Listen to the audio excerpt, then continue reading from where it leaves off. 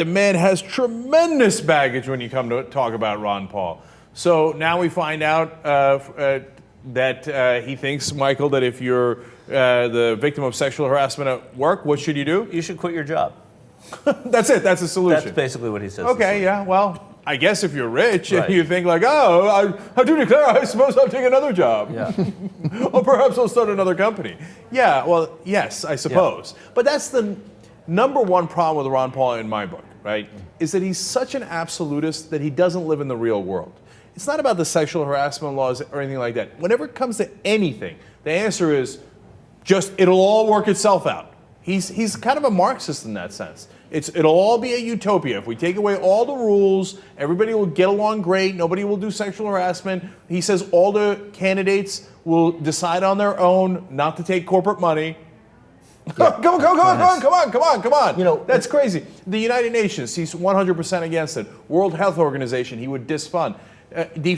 So wait a minute. Now, World Health Organization has been brilliant in getting rid of polio, smallpox, etc. throughout the world. Unbelievable job. He thinks, well, no. Private organizations would magically get together and do it instead. But you know what? We did come together. And we created the United Nations and the World Health Organization to do just that. You know why? Probably because private companies and organizations weren't doing it on their own. So, not probably, definitely. But businesses weren't doing it. Somebody said, you know what? Business isn't doing anything right now. We have to form the World Health Organization. The praise that Ron Paul gets from you and others, and I understand it, about the one candidate who seems more determined to take on the need for significant financial reform than any other candidate, right?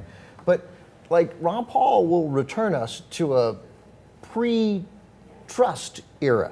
I mean, Ron Paul would return us to an era where companies and corporations dominate American politics because there are no rules, and there'd be no interference, and there'd be no OSHA. And it's not just that if you get sexually harassed at work, if you get black lung at work, well, quit your job before you get black lung. Yeah. And also, by the way, if your boss is a racist, it's a major corporation, and he says, look, I like white people, I don't like these blacks and Asians, you're not going to get promoted, well, just then quit. Go, everybody, all the blacks, quit. Go ahead. Right, go form your own company. Right. And he's saying that that's about privacy. You know, it's staying out of people's business and out of people's affairs.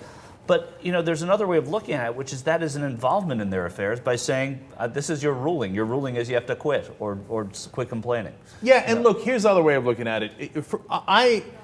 As I said, it's my principal problem with Ron Paul because I'm an enormous believer in something that's obvious, should be obvious to everybody, balance.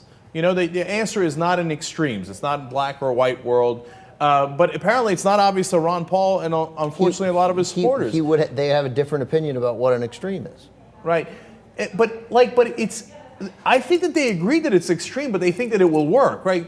So, you know, we often use the sports example.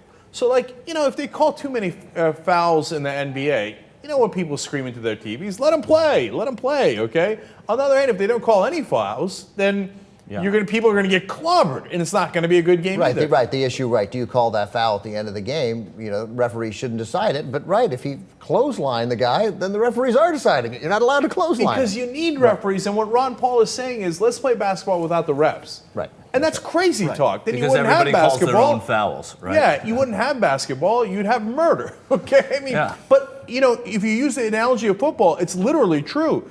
Teddy Roosevelt had to step in and save the game of football because 18 people had died that year, and only the Ivies played. They didn't play professional football. Only a handful of college teams played, and they would literally kill each other on the field.